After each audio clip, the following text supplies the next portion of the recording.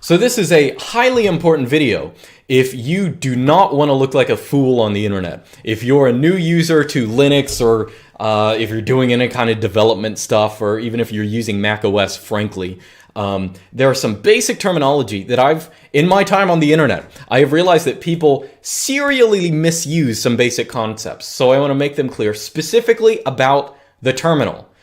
What is a terminal? What is a shell? What is bash? What is, what's a command line? What is a prompt? Those are all technically different things. And a lot of people who are new use those terms incorrectly, and it actually gets them into a lot of confusion because they don't know how to ask for things, and other people will hear them misusing terms and think they're dumb. Okay, so I'm going to explain, if you're a new user, or even if you're not and you secretly have something to learn that you don't know about, I'm doing this video for you. So here's where the confusion arises. I just brought up a window. Well, this window is a terminal emulator. It also is running, it might be running a shell like bash. Usually, if on your machine, if you don't know what you're running, you're probably running bash. In my case, I'm running ZSH. So I brought up ZSH, I brought up a terminal, I brought up a command line, and I brought up a command prompt. All of those different things are different, and it's important to know the difference between them. Firstly, the terminal is really short for the terminal emulator, because this little program, the actual window that comes up that you have stuff running in, that is your terminal emulator, and that's emulating what a old classical terminal looks like, where you put commands in and stuff like that. Theoretically, of course, terminal emulators might be doing other things in addition to that. But the terminal emulator is the program, the window that is floating on your screen, okay? That is different from bash, okay? That is absolutely not the same thing as bash. So the terminal emulator is the window. Bash is the language that runs in most terminal emulators, okay? Or at least you have it start by default when you bring up a terminal emulator in most cases. So if you want to know what you're running, what language you're running, you can type in echo $0. In my case, I'm running ZSH, but if you don't know what you're running, you're probably running bash, so you can see that. Or in the weird circumstances, you might just be running bin sh without anything in front of it. Although if you're running that, you probably know that you're running that. Unless, I think bin sh is the default on like Ubuntu, if you're root or something like that. But anyway, so the difference between bash and ZSH, which are languages, and a terminal is it's a very important distinction. Let me put it this way. Let's say, here's a newbie question. A newbie question that would fall under the definition of a stupid question. How do I copy and paste in bash? That is a dumb question. Let me explain why. Bash is a language. You don't copy and paste in a language. You copy and paste, the bindings for your copying and pasting come from your terminal emulator. It is specific to this graphical program that's running, and you can copy and paste things from it and input it into whatever you're doing. That has nothing to do with bash. It has nothing to do with the shell. So if you ask a question like, how do I scroll up in bash? Or how do I copy and paste? Or something like that. Or how do I change the background color of bash? Those do not make any sense. Bash is merely a language that often runs in command prompts, okay? So in my terminal emulator, if you want to, so my terminal emulator happens to be my build of ST, the simple terminal. And in my terminal emulator, if I want to copy something, I can highlight it and I can press Alt and C and I copy it. So if I want to paste that in, I can press Alt V and that's how I paste. That is probably not going to be the exact bindings on your machine. I think most terminal emulators will have Control Alt C and Control Alt V, or sometimes Shift Insert will be another way of pasting something. One thing you will never ever see though is, here's an example. Okay, so I'm going to have a little command.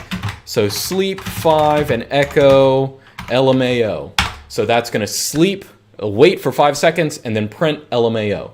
So on all Unix-based operating systems, you know that if you have a command that takes some time to run, like this one, I can press Control-C, and Control-C is going to stop whatever it's doing, okay? So since that has been taken since when shells were first invented, you are not going to have that as your binding for pasting something in ever in any kind of terminal emulator, because basically bash has this setting, has Control C as a binding that it's always going to have. So no terminal emulator in its right mind would ever bind that same key. Okay, but keep in mind those are different things. So what else? So another thing that people ask about is this little thing here. What's this thing before? Well, actually, to be clear, what's a command line? Okay, a command line is the line that we're actually typing on here. So a command line, it isn't just about terminal emulators. It isn't just about bash or anything like that, because I could open up another terminal emulator. I'll do this. So again, ST is my terminal emulator, and I'm going to open an instance running Python. Over here, I can type commands that are in the Python language as opposed to bash, and it will run them. This is a command line interface on the left, and this is a command line interface on the right. What's the difference? They're running different languages. The one on the right is running ZSH, or in your case, it might be bash. The one on the left is running Python. Now, languages like bash, there's a reason we use languages like bash for every once in a while. Okay, here's what happens. This is another noob thing, and I can't help but laugh at it. There are a lot of people who will be like, they'll take Computer Science 101, they'll learn some Python, and they'll be like, I like Python. I want to have Python as my default program that I run in my terminal emulator. And it's such a silly thing, even if you love Python.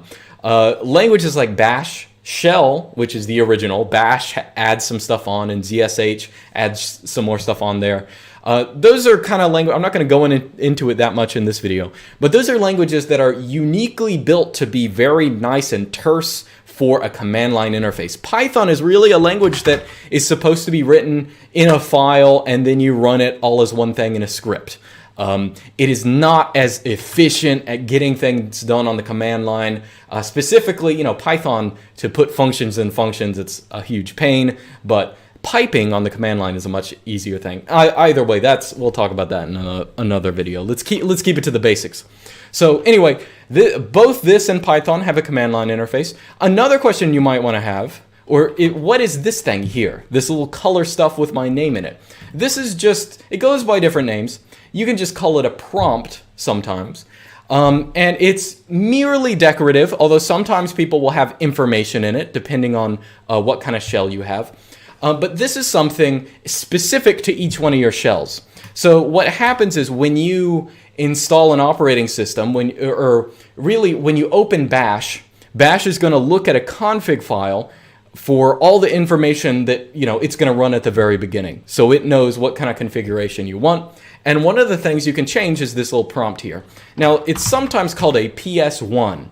And the reason it is because if we set the variable PS1, let's say we set it to lol, what that does is it changes your prompt to lol. So that's what PS1 means. Okay, we can change it, or we can say PS1 equals, just some text, something like that. And in that case, it's going to set, PS1. It's going to set your prompt to whatever that is. Now, how I got all this color here is because on some shells, like ZSH, you have the ability to set your PS1 to different color codes. You can do this on bash as well, but the syntax of it is not exactly the same. So when you say something, the reason I bring this up is because a lot of people will say something like, people will install my terminal emulator, which is this thing here, which of course comes with things like bindings for scrolling up and pasting and copying things.